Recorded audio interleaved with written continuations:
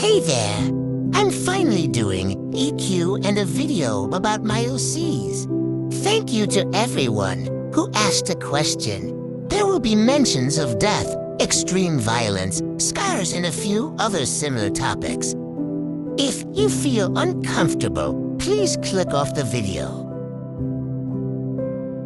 I guess I've kind of been creating art since I could hold a pencil if you count stick figures and paint splotches as art.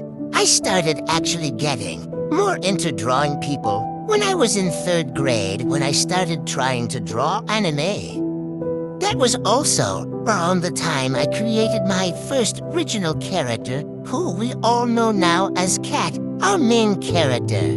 I have a lot of people and things that inspire me, but my main inspiration is Kei Horikoshi, the creator of My Hero Academia. If you take a look at his art, you can see the real effort he puts into his art.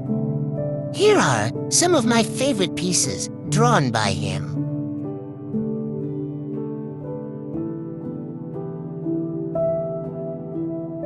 And even the panels in his manga are extremely detailed. For example,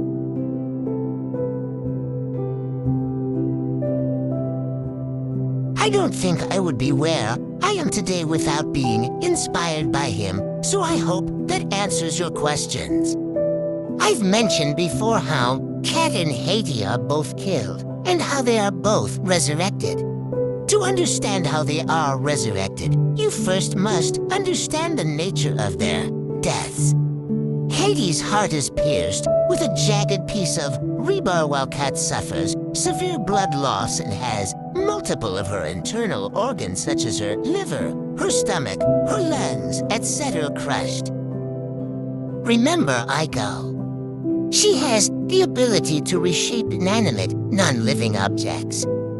She uses this ability to mend Hehe's heart and force their blood to flow. Yes, Aiko can reshape corpses.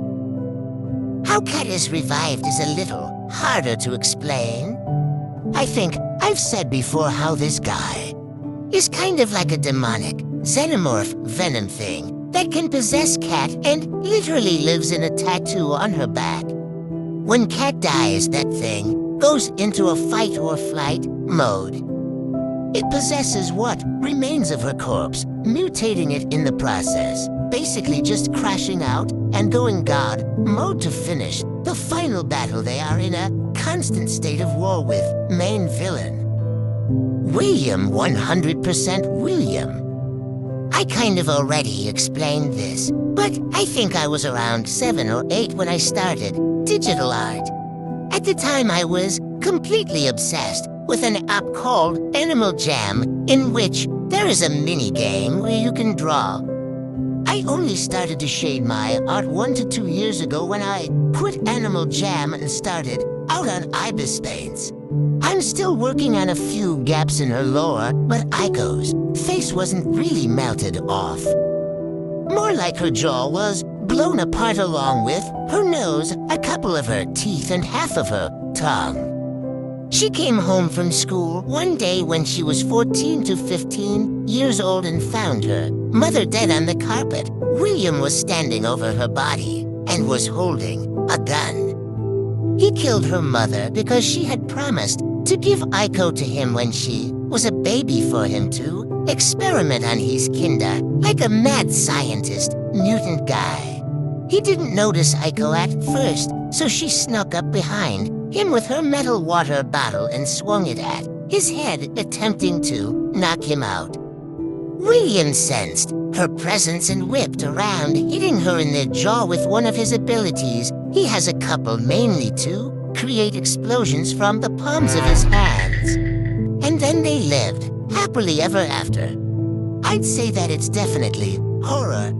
Hell, I'd be really happy if Cat's Shadow, the name of my Ox story, made it into one of those most disturbing works of fiction compilations. Why do I think it's horror? Extreme body horror, a crap ton of gore, the main character slowly goes insane, got the Aaron Yeager treatment. I never really thought about that before.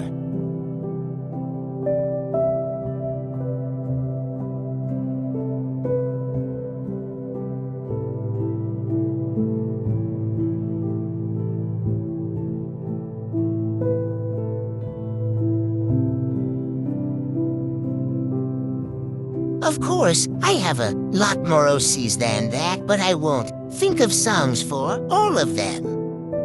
Villains like Eren Yeager, Shigaraki, Afo Musen, etc. are all obviously way more well-written than my villains, Iris, Static, and William. Though they do have similar goals. For example, Afo and Shigaraki want to wipe out heroes and create a world where villains can live as they please. Eren Yeager wanted his friends to live long lives, so he initiated the Rumbling to protect Paradis, and simply hated humanity and completely wiped it out. Apart from 5, he kept alive only to psychologically torture them. Meanwhile, with my villains, Static just wants to see humans suffering, wants to see everything they love stripped away. William wants to create more people like him. And Iris's goal is just pure genocide. She wants everything wiped out. She wants the Earth to have a clean slate. Literally. Not just a do-over, but she well and truly wants the Earth's surface to be completely smooth, devoid of anything that could live or create life. She does want to keep a few people alive, though. She wants them to be completely immortal, so that all they can do is walk the barren wasteland of what used to be Earth, slowly going insane and unable to end their suffering. I'm not saying my villains are bad, but there's definitely room for improvement. I'll probably make a part 2 to this, so ask anything else you wanna know in the comments. Bye, and have a plus ultra day.